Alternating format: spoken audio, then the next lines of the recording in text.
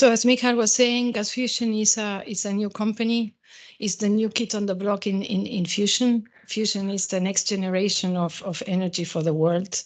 We are very passionate about the thing. So fusion has been so far always in the lab, and we are convinced that now the time has arrived to bring fusion from the lab to the truck. I start telling you why fusion and what is happening in the world. So we know that we need to go to carbon neutrality. So we are moving to an electrification of society. So we are electrifying not only society, we are electrifying industry. And we have, here we are. Wonderful. Does it work now? Yes. So let's start with this thing. This is something I really like because this guy who is well known, he wasn't a fusion physicist, and he already said this a couple of years ago, and I find this quote of him very inspirational.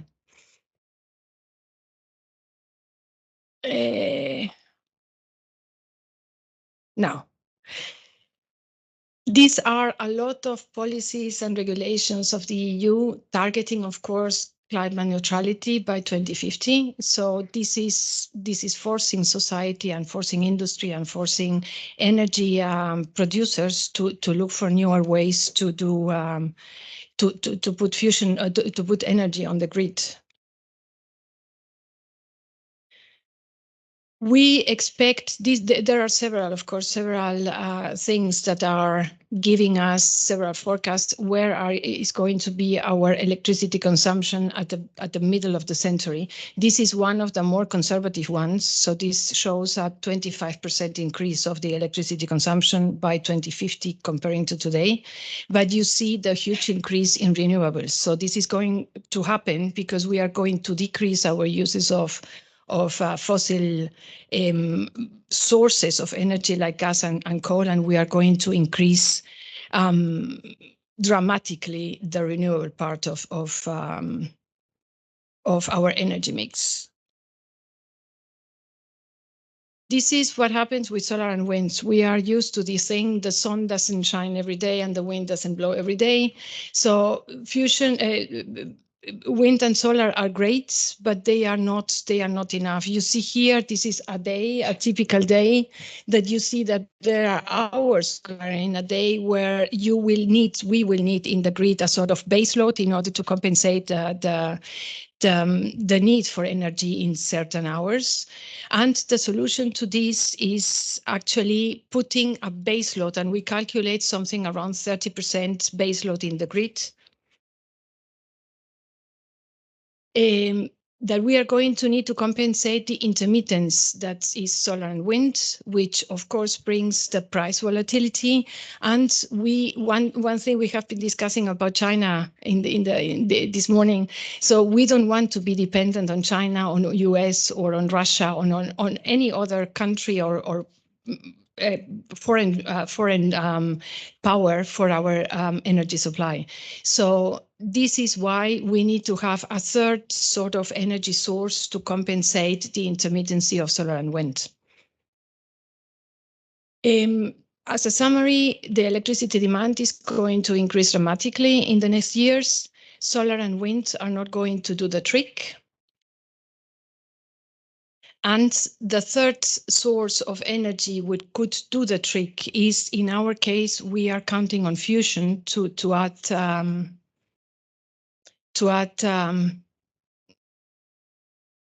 there it is, to add the baseload that we are going to need to the grid. It's a bit difficult to get going on the thing if the technique is not coming along with me. So this is fusion. So for the ones of you that are not familiar with fusion, fusion is actually a very simple thing. You put two atoms together. In this case, the most commonly used are deuterium and tritium. You put them together to generate the power. And you get out helium, which is gas that we use for party balloons, which is nothing special, but you get a very energetic neutron that is going to be used later for the electricity production. And you see below here in this slide numbers that are really mind-blowing. So with 1 kilogram of fusion fuel, you can compensate or equal or generate the same amount of energy that 10 million kilos of coal, for example. So this is really mind-blowing when you see this. Fusion is abundant because the two isotopes that we are talking here, deuterium and tritium, these are hydrogen isotopes. In the glasses of water that you have on your tables, you have a lot of deuterium. Tritium is not so abundant, but we are finding ways to generate and produce this tritium within the power plant. Fusion is a clean energy. There are no kind of CO2 emissions while producing this process. Is reliable because it's a constant supply of energy, and at the end of the day is safe because it doesn't cause the kind of chain reactions that fission does. What I didn't say at the beginning, fusion is actually the process that powers the sun. It is a bit poetic maybe, but it's actually the most natural kind. I like to say fusion is actually solar energy at the end of the day. You can produce from the sun to bring fusion to the earth. You have two ways of doing this. You can use magnetic confinement or inertial confinement, which is lasers. These are the two things that replicate actually the process that happens in outer space in the sun. So these are the two ways to doing it. Both are being studied at the moment, are being pursued.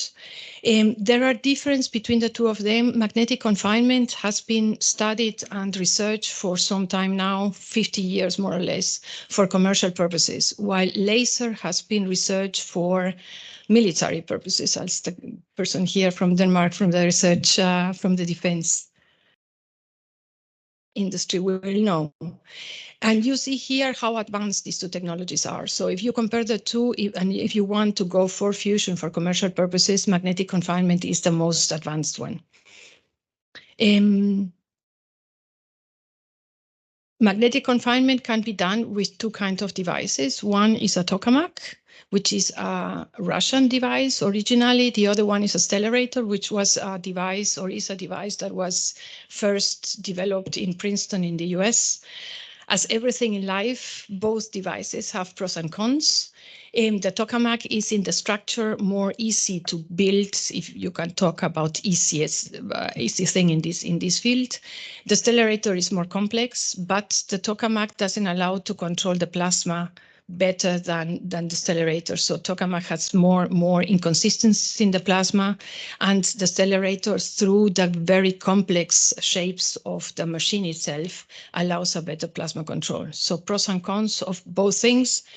We at Gauss Fusion think that stellarator is the better device to produce energy in a commercial way for the future. This is the way fusion exists. So you have basically, it's a vacuum chamber surrounded by magnets, and you inject the fuel in this vacuum chamber and heat it up to 150 more or less degrees centigrade to get this plasma. Plasma is a very, very hot gas. It's the fourth state of matter. We know liquids, we know solids, we know gas. What we don't know in our day-to-day business is the plasma, which is a very, very hot gas.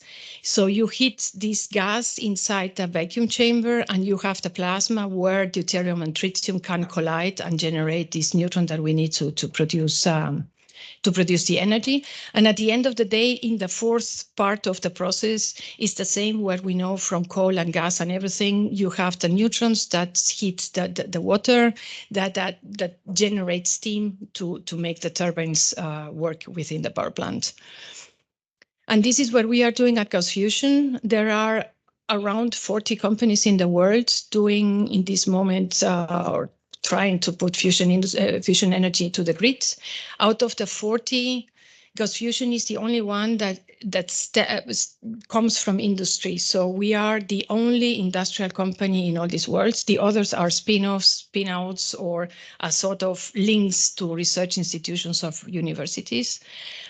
We are focusing our approach in magnetic confinement because it's the technology that is more advanced. I mentioned this, we are going for the stellarator because it's the more suitable device for producing commercial electricity. And we are, of course, there are some technologies that are more or less research, so to say, plasma confinement and so on. There are others that are in a very young state, and these are technologies where we are focusing on. One of these is the tritium breeding, or the fuel in the fuel cycle, which is very young. The uniqueness of Gauss fusion in this case is that we are not focusing on winning the Nobel Prize as others are. We don't want to do research. We want to put really fusion energy to the grid. And we do this cooperating between research institutions and the industry that we have in our shareholder base. This is Gauss fusion. We talk about fusion with integrity because we don't promise, we have a very challenging roadmap, but we don't promise to do this in 5 years like others. You see our industry base, these are our shareholders. These are companies that have been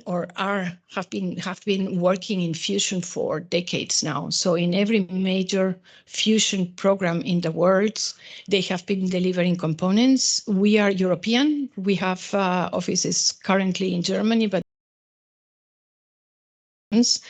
we have shareholders in Italy, and we have shareholders also in Spain. So we have these four countries in our shareholder base, and we are cooperating, of course, with academia, because without academia, this cannot be done. Our first cooperation was made by CERN, because our CTO, as was said, is Frédéric Baudry, who has spent 30 years at CERN, but we are also cooperating with the Max Planck Institute here in Germany, KIT, ENEA in Italy, etc., etc., and UCDTU from Denmark. And this is our roadmap. So we are moving, we are in the middle of phase 1 here. We are producing our conceptual design report. After this, we are going to go into the engineering phase, when we are going to start producing hardware and start prototyping and validating what our concept design drafted in the first instance. And in some 8 to 10 years, we are going to start the construction of our power plant. That is going to look something like this. As you see that the stellarator is below, but a power plant is more than a stellarator or a tokamak. You have a lot of things that come on top that only an industrial company can know of.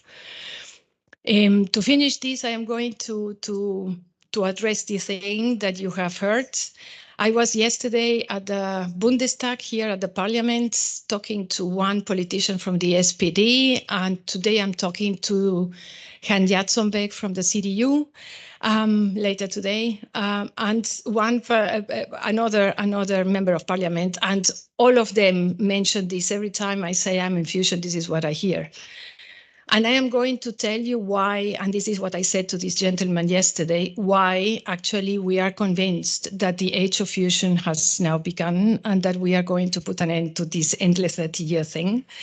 So we are convinced that the fusion age is now within us because of basically 4 reasons. The first one is that we know that we need energy, and we are going to need huge amounts of energy in the future. Not only because we are going climate neutral and we want to reduce CO2 emissions, it's because everything that has to do with AI, robotics, etc., needs a lot of electricity that we are not capable to provide them with. The second reason is that we know the war, Russia-Ukraine, has been mentioned also in the morning. We know how important it is to be in driver's seat when it comes to our energy production, and in order to be able to satisfy our energy demands. The third thing is the advances in technology that allow us, of course, to to move at a faster pace in everything that has to do with research and development. And the fourth and really very important thing is that industry has changed its role. Until now, like our shareholders, we have been in a role of a supplier, and now we have decided to go in driver's seat and be the ones to build a power plant. We are not helping research institutions to build a demonstrator. We are building a power plant to put commercial energy into the grids. And the fifth, that this is the vision of Gauss fusion. We want fusion to become the next, to cause this industrial revolution that we need in Europe. So this can be really, fusion can be for Europe a renaissance, because fusion can become the reason why we are generating here a uniqueness. China was also mentioned here. We are in a race with China. So China has a very heavy fusion program, and they are not having the kind of debates that we are having in Europe. They don't talk that much, they just do. And this is what I talk when I talk to politicians. I said, let's stop talking, let's start moving, okay? And it's time to move and to start doing things. So I think that's it. Thank you very much. I don't know if we have time for questions. Yes, of course.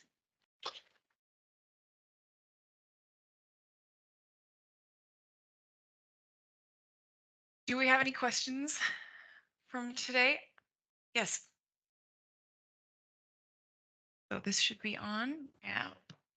Thank you. That was very educational. Do you have competition in the U.S. Given that the Stellarator, is it called, was developed? Sounds like you have a very clear commercial development plan. Are there other competitors, and are they competitors, or are you working together for mutual benefit? We have competitors, and out of the 40 companies that I mentioned, I would say 80% are in the US. The biggest fusion company in this moment is Commonwealth Fusion. That is a spin-out, or spin-off from MIT in Boston. They got $2 billion US financing so far. And of course, with 2 billion, you can produce a lot of hardware, and this is what they are doing. But these companies are really focusing on special technologies. And this is the difference, one of the difference between all of these 40 companies and us. We are seeing this in a holistic way and not on only technologies. We are doing both. But yes, in the US, you have a very big program also with funding. So we are imitating more or less the Inflation Reduction Act and everything what you have in the US for PPPs, the programs that you have here. The European Commission is coming along with these kind of things. So the competition that right now, the race is the US, Europe, and Russia. China, sorry. Thank you. That was incredibly inspiring. In your roadmap, how many years is it before we get a good estimate of the unit levelized cost of energy from your design? Well, we have already, I can give you an estimation now, but we are going to we are talking about 20 years from now. So at the beginning of the 40s, we expect to be able to sell fusion energy to the grid. In terms of the levelized cost of energy, we think that we are going to be around the same level that fission is now, because the investment is going to be more or less like fission. So a fusion power plant has the same concrete, the same steel, basically. So we are talking about the first of a kind is going to cost more or less what the first of a kind fission reactors cost. So 100 euros a megawatt hour? We are talking about 10 cents per megawatt hour. So the same, it's not 4 cents like solar or wind. So we are going to be bits more expensive, but it's not going to be like 50 cents like it was said at the beginning. Thank you. Yes. Thanks for the inspiring presentation.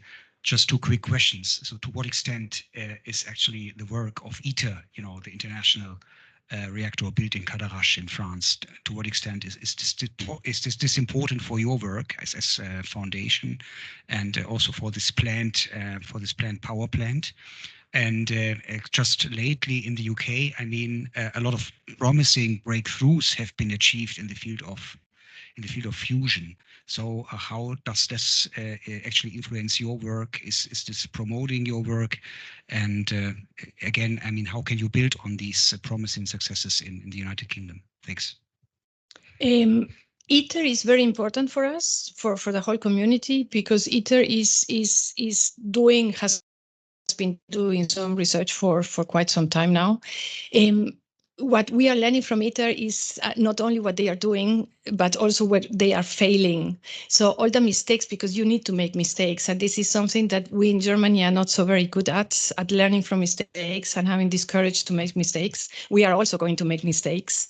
And we are learning from this whole process from ITER is what we are giving us some knowledge for the future. What we are also profiting from ITER is there is no supply chain for fusion. So we need new materials. We need a lot of things that don't exist in the world right now. And ITER has started this thing. We cannot talk about a complete supply chain, but at least there is the awareness that fusion is going to be going to need a huge supply chain. The breakthroughs have been in JET, that is being decommissioned right now, but we have had also in JT60, there have been also some achievements in fusion. So every fusion, also in Wendelstein 7X in Greifswald here, every one of these accelerators and tokamaks that are being used at this moment as research devices are giving us day-to-day new insights. So ITER is not a waste. Yes. So the community is with China is also like this. So in the scientific world, I am learning this because I don't come from academia. In academia, people work very closely with each other. In ITER, we have China, we have the US, we have Russia, and we are working all together in ITER. But in industry, this looks a little bit different than in academia. Thank you so much for your presentation. And I just wanted to say that there will be actually a roundtable pretty much devoted to that, where I could see there is a lot of interest in this. But I'll still have one question, which is a little bit sidestep. Is there anything that, people like us, which are engaged in different matters a little bit, is there anything that we can do to help the fusion future and maybe Gauss fusion future to materialize? Is there something that actually normal people like me can do to help it? Mere mortals. Yeah, mere mortals. Yeah. This is a great question. Thank you very much. Become a fusionista. So I would be happy if all of you would become fusionistas when we get out of here. Fusionista is a band I have here. This is a movement. We have this. We don't have the money right now, but this is something we created now only in LinkedIn. So #Fusionista. Anais, who is sitting here in the back, is leading the communication of Fusionista. This is something we have created to make people aware of fusion and to get curious, because I think what it's curiosity killed the cat. Since you mentioned this, I have this curiosity killed the cat, which is of course the opposite that we are thinking that we want to achieve. But we need to really get people informed. So when I started working in fusion, which is not so long ago, for me Chernobyl and Fukushima were really disasters. And I got to know really what happened in Fukushima a year ago when I started with fusion, and seeing that it wasn't that there weren't the millions of people dying because of this thing, but you get this thing only with education and really pushing the word through the people. So this is what you could do. Frederick here was appalled when he was last year here at the Helmholtz Gesellschaft. He was here and he told me, I understand now with my 60-year-old, me understands now why Germans have this aversion against nuclear. And it's because apparently in Germany, there is a book that is called The Cloud in English. children get this book, and this is about a nuclear catastrophe. And of course, you get this in school, and you grow up thinking nuclear is the worst, is hell, and it's not the case. So we need to get this misinformation out of the way, and this is where politics. And I am looking here at the gentleman from the CDU, CSU, where we need also support from the people around. Yes. Well, thank you so much, Milena. Thank you.